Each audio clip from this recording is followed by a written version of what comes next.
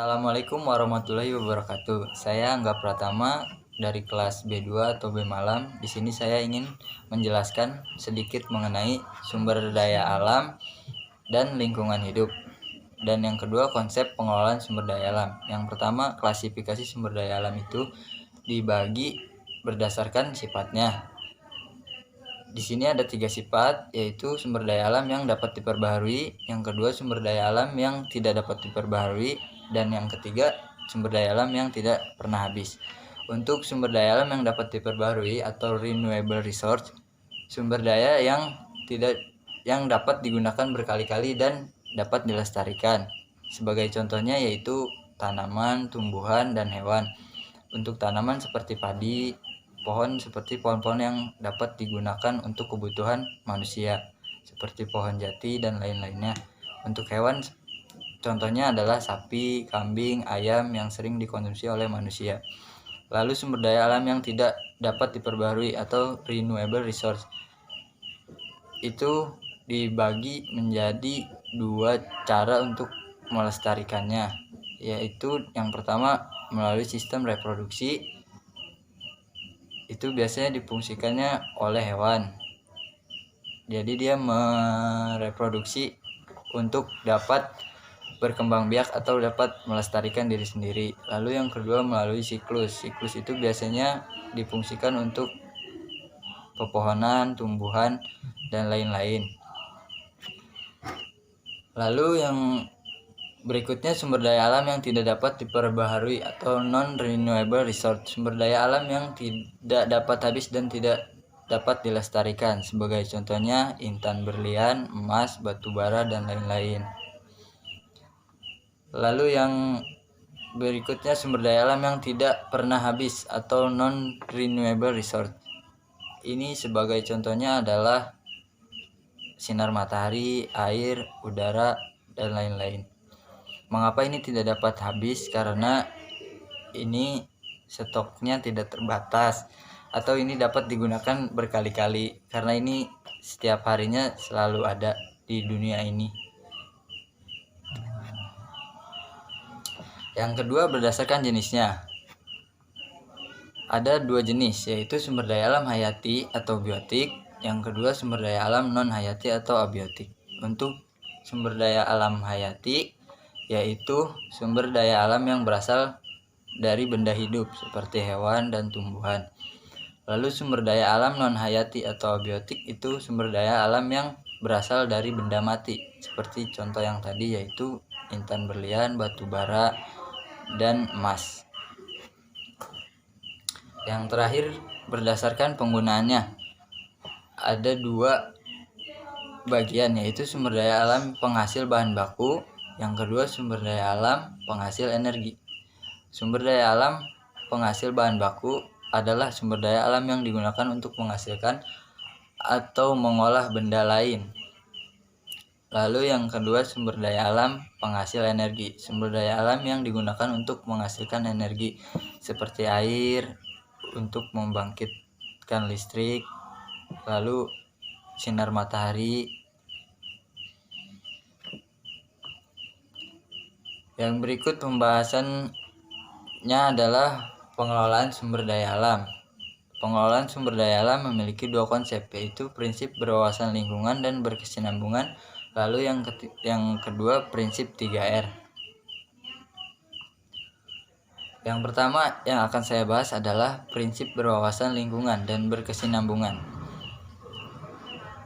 Prinsip ini dibagi menjadi beberapa bagian. Yang pertama adalah reboisasi. Reboisasi atau penghijauan merupakan salah satu upaya yang ada untuk mengolah sumber daya alam secara berkesinambungan. Lalu yang berikutnya adalah sengkedan. Sengkedan atau terasering merupakan salah satu upaya dalam prinsip berwawasan lingkungan dan berkesinambungan. Sengkedan merupakan metode konservasi dengan membuat teras-teras yang dilakukan untuk mengurangi panjang lereng menahan air, sehingga mengurangi kecepatan dan jumlah aliran permukaan serta memperbesar peluang penyerapan air oleh tanah. Berikutnya pengembangan das atau daerah aliran sungai merupakan salah satu area yang seringkali mengalami permasalahan. Oleh karena itu, penting untuk melakukan pelestarian terhadap daerah aliran sungai. Lalu ada juga pengelolaan limbah. Limbah dapat merusak lingkungan. Oleh sebab itu, pembangunan yang berkelanjutan dan memperhatikan pengelolaan limbah agar tidak merusak lingkungan. Sering sekali terjadi di Indonesia ini pembuangan limbah yang tidak pada tempatnya atau sembarangan. Contohnya seperti pabrik-pabrik yang ada di Indonesia ini membuang limbah ke aliran sungai, ke danau, atau bahkan ada juga yang ke laut. Oleh karena itu, kita sebagai warga Indonesia jika ingin menjaga negara kita ini, alangkah baiknya kita menjaga lingkungan kita sendiri agar tidak dirusak oleh orang-orang yang semena-mena terhadap lingkungan. Berikutnya pengelolaan sampah. Dalam prinsip berwawasan lingkungan dan berkesinambungan, permasalahan sampah juga merupakan salah satu yang diperhatikan dalam mengelola sumber daya alam.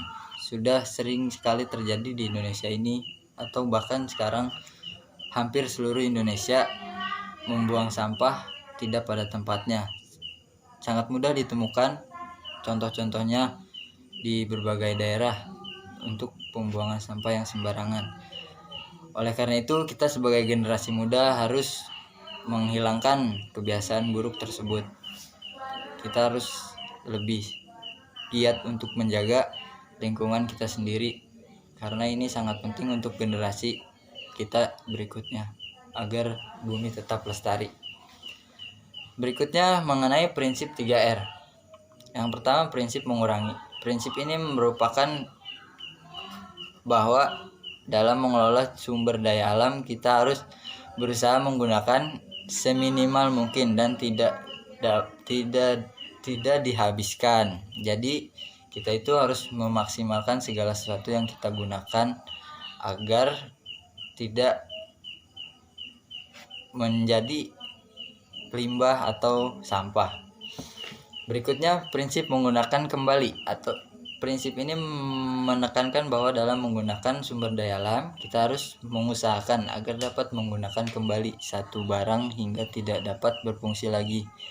Jadi kita kalau menggunakan sesuatu diusahakan digunakannya itu semaksimal mungkin sampai barang itu benar-benar tidak dapat digunakan kembali.